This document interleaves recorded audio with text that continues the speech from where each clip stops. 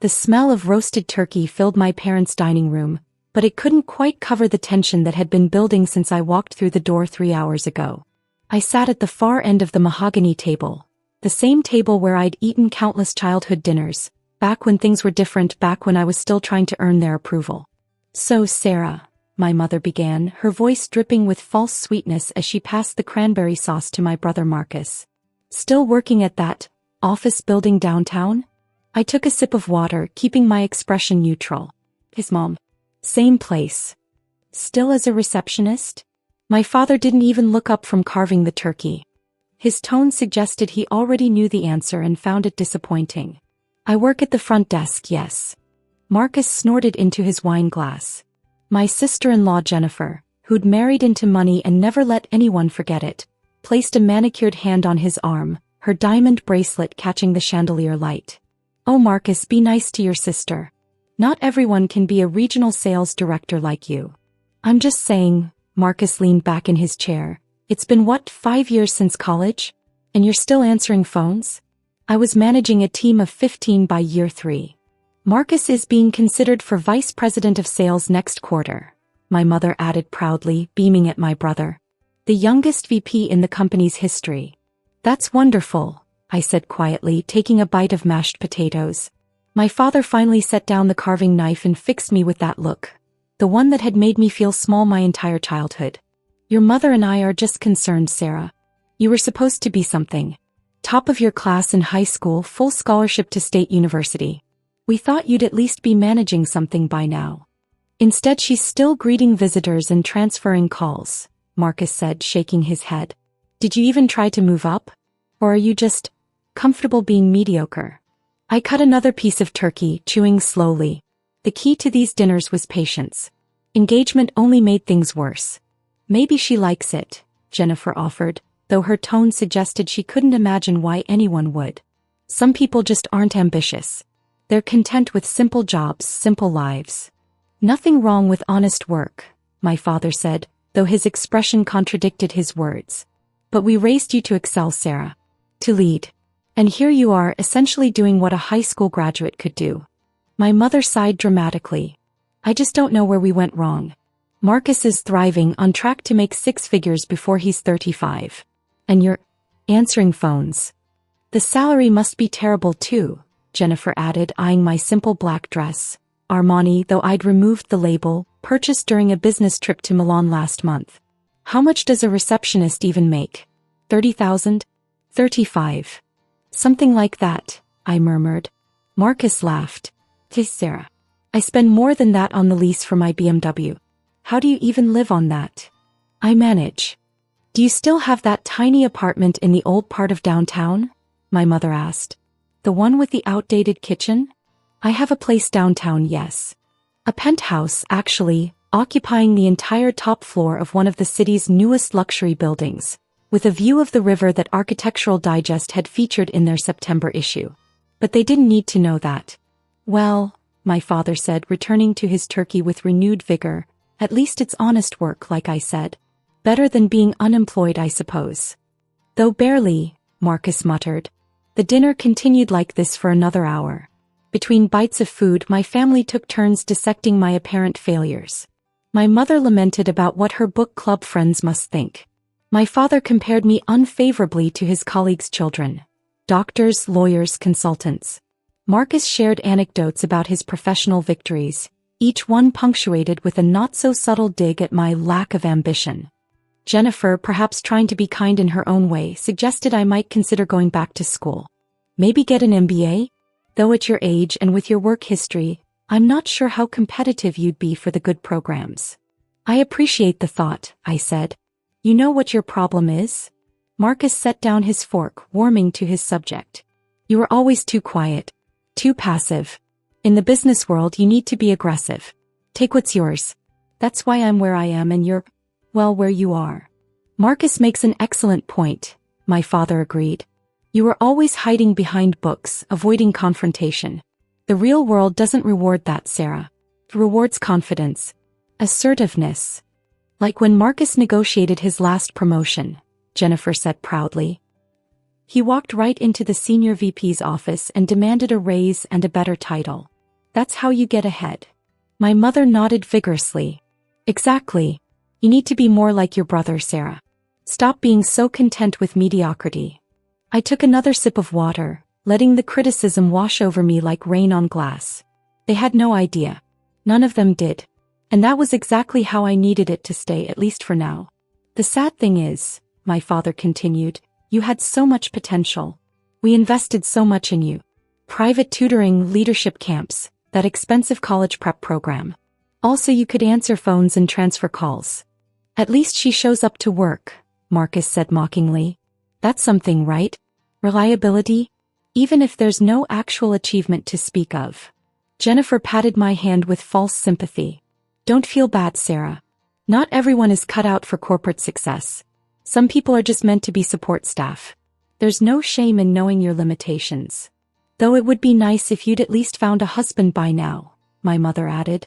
Jennifer's sister is younger than you and she's already engaged to an orthodontist.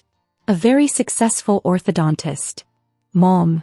I'm just saying, at your age and with your career situation, your options are getting limited. You can't afford to be picky. The conversation shifted to Marcus's latest sales numbers, which apparently had broken some kind of company record. My parents hung on every word, asking questions, offering congratulations, beaming with pride. This was their favorite child, their success story, the one who had fulfilled their expectations. I was the disappointment. The one they mentioned reluctantly to friends, if at all. The receptionist's daughter who'd somehow squandered her potential. Oh, my mother suddenly exclaimed. I almost forgot. Marcus, tell your sister about the new account you landed. The big one. Marcus grinned, clearly relishing the chance to showcase another victory. Right. So you know Tech Dynamics? The software company. I knew Tech Dynamics very well. They were one of our subsidiaries acquired 2 years ago for $840 million. I landed their corporate training contract. 3-year deal worth about $200,000 in commission for me personally. That's impressive, I said, and I meant it. The training division was lucrative, even if he didn't know he was ultimately selling to a company I owned. The best part. Marcus leaned forward conspiratorially. I've got a meeting scheduled next month with their parent company's procurement team. If I can land that contract, we're talking millions in revenue. Could push me right into that VP slot. What's the parent company? I asked, though I obviously knew the answer. Meridian Holdings. You've probably never heard of them. They're pretty high-level corporate stuff. Way above Receptionist territory. He laughed at his own joke. But they own like 30 companies. Tech Dynamics, CloudServe Solutions, about a dozen others. If I can get my foot in that door, I'm set for life. My father raised his glass. To Marcus. The only one of our children who actually made something of himself. They all drank. I raised my glass politely, hiding my smile behind the rim. Marcus had no idea that his meeting next month was with my chief procurement officer, or that I'd personally have to approve any contract over $500,000. The irony was delicious. You should take notes, Sarah, Jennifer said. This is how you build a career. Strategic thinking. Long-term planning. Not just showing up and doing the bare minimum. Though honestly, my mother sighed, I don't know if Sarah has the capacity for that kind of strategic thinking. She's always been more simple. Straightforward. Nothing wrong with simple, my father said, though his tone suggested otherwise. The world needs receptionists too. Someone has to answer the phones. Marcus checked his Rolex, a gift to himself after his last big commission. Speaking of which, Sarah, what time do you have to be at work on Monday? 9:30? Must be nice having such relaxed hours. I usually arrive around 6:30, I said. He blinked. In the morning? But the office can't possibly open that early. I like to get a head start on the day. Jennifer laughed. A head start on what? Transferring calls? Setting up the coffee machine? Something like that. My mother shook her head sadly. All that education, all that potential, and you're arriving before dawn to answer phones. It's just tragic, really. The dinner dragged on. Dessert was served. My mother's famous apple pie, which somehow tasted more bitter than usual. The conversation eventually shifted away from my failures to other topics. My parents' upcoming cruise, Jennifer's new interior designer, the housing market in their gated community. I was mostly forgotten, which was fine. I checked my watch discreetly. It was nearly 8 o'clock. With any luck, I could make my excuses and leave soon. Before you go, my father said as if reading my mind, your mother and I wanted to talk to you about something. Here it comes, I thought. The intervention. The tough love conversation about my life choices. We're worried about you, sweetheart, my mother began, her voice saccharine with false concern. Living alone, working that dead-end job, no prospects for advancement or marriage. It's not the life we envisioned for you. So we've decided to help, my father announced. We've spoken with some colleagues. There might be an opportunity for you at Marcus's company. Marcus straightened in his chair. Right. We have an opening in our customer service department. It's still entry-level and the pay isn't much better than what you're making now, but at least you'd be at a reputable company. Something you could build on. You'd be answering phones there too, Jennifer added helpfully, but at least it would be for a company people have heard of. Looks better on a resume. We'd put in a good word for you, Marcus continued. Tell them you're reliable, punctual. With my position, my recommendation would carry weight. You'd probably get the job. My mother clasped her hands together. Wouldn't that be wonderful? You and Marcus working at the same company. He could mentor you, help you finally get your career on track. I set down my napkin carefully. That's very generous, but I'm happy where I am. Happy? My father's voice rose. How can you be happy wasting your life? We're offering you a chance, a real chance, to finally make something of yourself, and you're going to throw it away out of stubbornness. I'm not being stubborn. I'm simply what? Content with mediocrity? Marcus leaned back, shaking his head. This is your problem, Sarah. No ambition. No drive. We're literally handing you an opportunity to improve your life and you can't even see it. I appreciate the offer. Appreciate it? My mother's voice cracked with emotion. We're trying to save you from yourself. Do you want to be a receptionist forever? Do you want to end up alone, struggling financially with nothing to show for your life? Mom, I'm doing fine. You're 32 years old answering phones, she nearly shouted. That is not fine. That is not what we raised you to be. The table fell silent. My mother's outburst hung in the air like smoke. Jennifer looked uncomfortable. Marcus looked vindicated. My father just looked disappointed, which was somehow worse. I think, I said quietly, standing up, I should go. Of course you should, my father said coldly. Run away. That's what you do, isn't it? Avoid difficult conversations. Avoid confronting your failures. I'm not running away. I just think this conversation has run its course. Wait, Marcus said, and something in his tone made me pause. He pulled out his phone, smirking. Before you go, I have to show you something. You know how I mentioned that meeting with Meridian Holdings' procurement team? Yes. I did some research on the company. Very secretive, very private. But I found something interesting.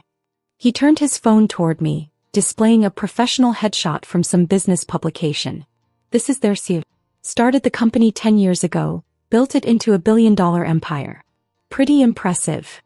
The photo showed a woman in her early 30s, dark hair, confident smile. Professional. Polished. Successful. The woman was me. Anyway, Marcus continued, not even looking at the photo closely. Point is, this is the kind of person who actually made something of themselves. Started from nothing, built an empire. That's real success. That's what you could have been if you'd actually tried. I stared at the photo of myself on his phone. The irony was almost too much. Here was my brother, using me as an example of success to mock me for my failures, without even recognizing that the successful CEO and his receptionist sister were the same person.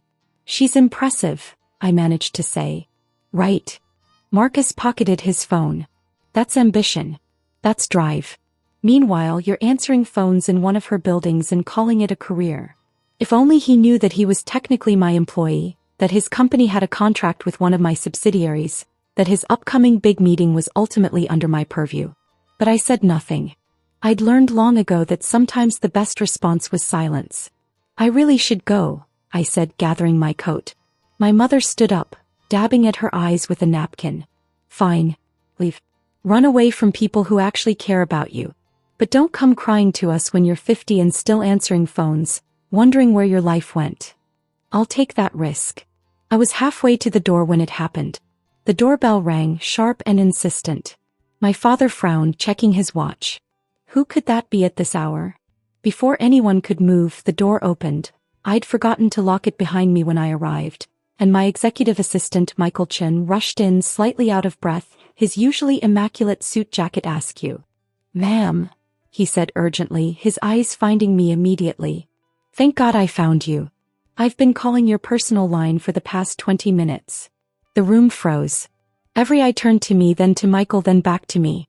"Ma'am," my mother repeated, her voice faint. Michael didn't notice the family staring at him. He was too focused on the crisis at hand. "The board has been trying to reach you. The Singapore merger. There's been a complication. The Premier Bank is threatening to pull their funding unless the CEO personally guarantees the terms. They need you on a video call with their executive team in 30 minutes. "Michael," I said quietly, trying to signal him to stop. But he was already continuing, pulling out his tablet. "And the Tech Dynamics quarterly review has been moved up to Monday morning. The division heads need your approval on the Q4 projections before the market opens. Plus, the Wall Street Journal is still waiting for your comment on the CloudServe acquisition. They're running the story tomorrow morning with or without your statement." Marcus had gone pale. "Division heads?" Michael finally seemed to notice the audience, his eyes widening slightly as he took in the scene. The dinner table, my family's shocked expressions, the tension in the room.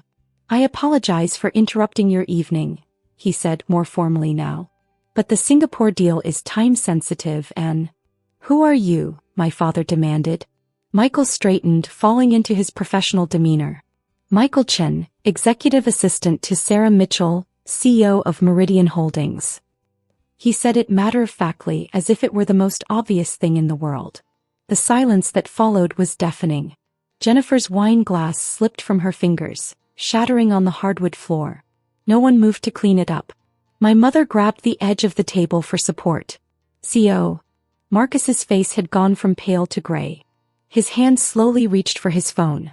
The phone where, moments ago, he'd shown me a photo of myself without recognizing me. "There must be some mistake," my father said, but his voice lacked conviction. Michael looked at me, confused by the family's reaction. "Ma'am?" "The Singapore call." I sighed, pulling out my own phone. "Tell the board I'll be on the call in 15 minutes. Send my apologies to Premier Bank's team for the delay. As for the journal, send them the standard statement. We're pleased with the CloudServe integration and expect it to strengthen our cloud services division significantly." "Yes, ma'am." Michael was already typing notes on his tablet. "Should I have the car wait for you?" "Please, Michael. Next time maybe call ahead before rushing into family dinners." A ghost of a smile crossed his face.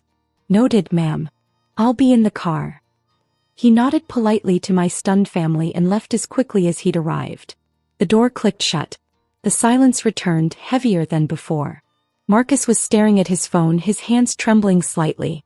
He'd obviously pulled up the photo again, looking at it more carefully this time, comparing it to the woman standing in his parents' foyer. The resemblance was undeniable. The woman in the photo and his receptionist sister were the same person. "You're—" he started but couldn't finish the sentence. "The CEO of Meridian Holdings," I confirmed quietly. "Yes. But you told us you were a receptionist." My mother's voice was barely a whisper. "No," I corrected gently. "You assumed I was a receptionist. I work at the front desk of Meridian Tower, you said." I confirmed that I work at the front desk. The front desk of the executive floor. Where my office is. My father had sat down heavily, his face pale. "The executive floor. The top floor, actually. The entire top floor." Jennifer was still frozen, staring at the broken wine glass at her feet as if it represented her understanding of reality. Marcus found his voice, though it came out strangled. "But, that meeting I mentioned. The procurement team. That's your company." "Yes. And Tech Dynamics. That's one of our subsidiaries. I approved the acquisition personally 2 years ago." He looked like he might be sick. "The commission I was so proud of. The contract I landed. I was selling to my own sister's company. Technically you were selling to a company that my company owns, but yes, essentially." My mother had found her voice again. Why didn't you tell us? I met her eyes calmly. When would you have liked me to tell you? Between comments about my dead-end job and my wasted potential? Or perhaps during the lecture about how I need to be more like Marcus? That's not fair, my father protested weakly. Isn't it? I kept my voice level, emotionless. Every family dinner for the past 5 years has been the same. You assume, you judge, you criticize. And I let you because honestly your opinion of my career stopped mattering to me a long time ago. But why hide it? Marcus asked, and for the first time he sounded genuinely confused rather than mocking. If you're that successful, why not just tell us? Because I wanted to see, I said simply. I wanted to see if you could love me, respect me, value me as a person, not as a resume, not as a collection of achievements, but as your daughter. Your sister. I paused. Apparently you can't. The words hit them like a physical blow. My mother's hand went to her mouth. My father looked away. Even Jennifer seemed to grasp the weight of what I'd said. Sarah. My mother began. It's fine, I said, and I meant it. I stopped needing your approval years ago. I built Meridian Holdings from nothing. A small tech consulting firm I started in my bedroom with money from tutoring jobs. No family investment. No connections. Just work. 10 years ago, my father said slowly, doing the math. You were 22. 23 actually. I incorporated the month after graduation. Marcus was scrolling through his phone frantically, pulling up articles, press releases, financial reports. The Singapore merger Michael mentioned. That's the Apex Digital deal. I read about it in the journal last week. $800 million. $840 million, I corrected. We got them to come down on the price. And CloudServe. Jennifer whispered, finally finding her voice. That acquisition was in the news. They said it was one of the biggest tech deals of the year. Second biggest in our sector, I said. We would have been first, but Microsoft beat us on timing. My mother sank into a chair, looking lost. But how? How did we not know? I keep a low profile. Meridian Holdings is privately held. I own 70% of the equity, with the rest divided among early investors and key executives. I don't do press conferences. I don't attend galas. I work. The apartment we mocked, my father said, his voice hollow. The tiny place with the outdated kitchen. Is a 6,000 square foot penthouse that I designed myself. The outdated kitchen is actually a custom installation by a James Beard award-winning chef's design team. Architectural Digest featured it. And your clothes, Jennifer added, staring at my simple black dress with new understanding. That's not department store, is it? Armani. I have a personal shopper in Milan. Marcus was still scrolling, his expression growing more horrified with each article he found. You're listed as one of the 30 most influential tech CEOs under 40. Forbes estimated your net worth at... Jesus Christ, Sarah. Forbes tends to underestimate, I said. They don't have access to our private financials. How much? My father asked, though he sounded like he was afraid of the answer. I'd rather not say. Let's just say that Marcus's BMW could fit comfortably into my monthly entertainment budget. Marcus looked at his phone, then at me, then at his phone again. His face had gone from gray to green. The meeting next month. The procurement team. You're going to be in that meeting. I approve all contracts over $500,000 personally, I confirmed. So yes, I'll be reviewing your proposal. The implications were hitting him now, visibly, like waves crashing over him one after another. He'd spent the entire evening mocking his sister's lack of ambition, bragging about a sale to her subsidiary, planning to impress her procurement team with his skills, never knowing that she was the one who would ultimately decide his fate. Oh God, he whispered. Though I should mention, I continued, that procurement decision will be based entirely on merit. If your proposal is competitive and serves Meridian's interests, I'll approve it. I don't mix family with business. Thank you, he managed, though he looked like he wanted to throw up. My phone buzzed. A text from Michael. Car ready. Board waiting. I need to go, I said, pulling on my coat. The Singapore deal won't negotiate itself. Wait. My mother stood up, reaching out to me. Please, Sarah. We need to talk about this. We need to. No, I said gently but firmly. We don't. You've made your feelings about me quite clear over the years. The only thing that's changed is your awareness of my bank account. But I'm still the same person I was when I walked in here tonight. The same person you spent 3 hours belittling. We didn't know, my father said weakly. Exactly. You didn't know, and you treated me like a failure. Like someone to be pitied and lectured and offered pity jobs. I looked at each of them in turn. What does it say about you that you only respect me now that you know I'm wealthy? None of them had an answer. Sarah, please, my mother tried again, tears streaming down her face now. We're your family. Are you? I asked quietly. Because family should support each other unconditionally. Family should see value in each other beyond professional accomplishments and social status. Family should love each other for who they are, not what they've achieved. We do love you, she insisted. Do you? Or do you love the idea of having a successful daughter? Because those are very different things. I walked to the door, then paused, looking back at them one last time. They looked smaller somehow, diminished. Marcus had his head in his hands. Jennifer was crying silently. My parents looked lost, adrift, as if the foundation of their understanding had crumbled beneath them. For what it's worth, I said, I didn't do this for revenge. I didn't hide my success to hurt you or teach you a lesson. I did it because I wanted to build something that was mine, free from your expectations and judgments. I wanted to succeed or fail on my own terms. And you succeeded, my father said, his voice cracking. Beyond anything we could have imagined. Yes, I did. I opened the door, letting in the cold December air. Merry Christmas. I left them there, in that dining room that had been the site of so many disappointing family dinners, so many lectures about my failures and my brother's successes. I left them with their assumptions shattered and their smugness turned to ash. Michael was waiting by the car, holding the door open. Everything all right, ma'am? Fine, I said, sliding into the back seat. Let's focus on Singapore. What's the latest from Premier Bank? As the car pulled away from my parents' house, I saw them through the window, still frozen in the dining room, still processing, still trying to understand how they'd gotten everything so wrong.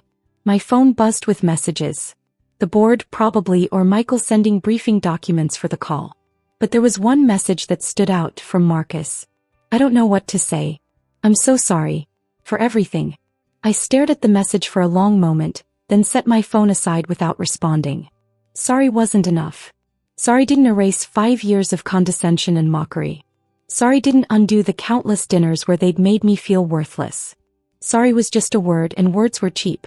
The car merged onto the highway, carrying me back toward the city, toward Meridian Tower, toward the life I'd built with my own hands and my own mind.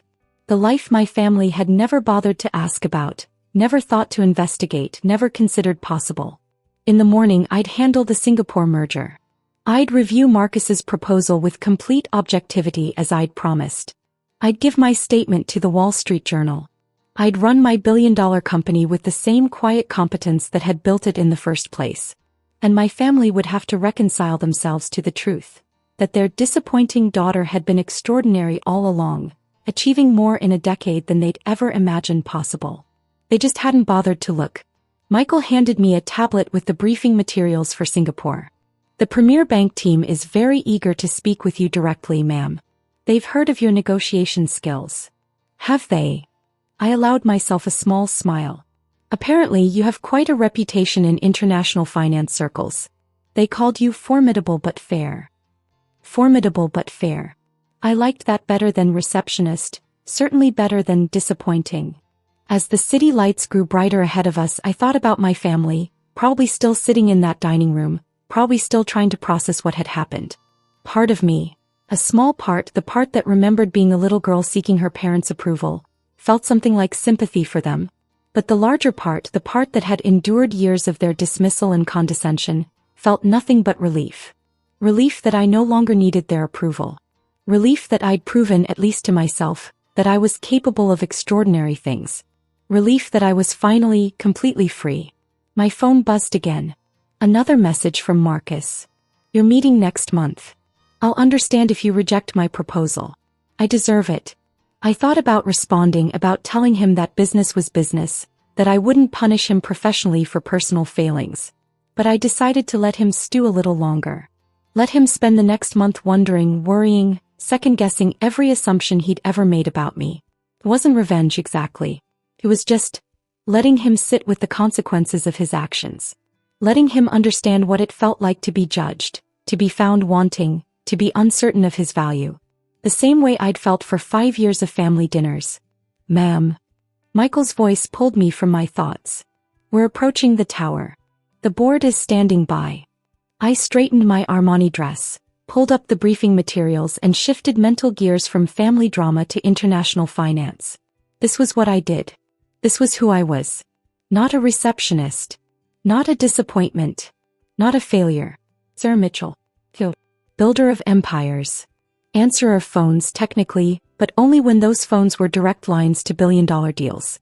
The car pulled into Meridian Tower's private garage. Through the window I could see my building rising into the night sky, all glass and steel and ambition made manifest. Every floor represented hours of work, smart decisions, calculated risks. Every window represented people, employees, partners, clients, who valued my leadership, my vision, my competence. My family had spent years looking at me and seeing nothing but wasted potential. They'd been looking at a billion-dollar empire and calling it a failure. The joke ultimately was on them. Michael opened the car door.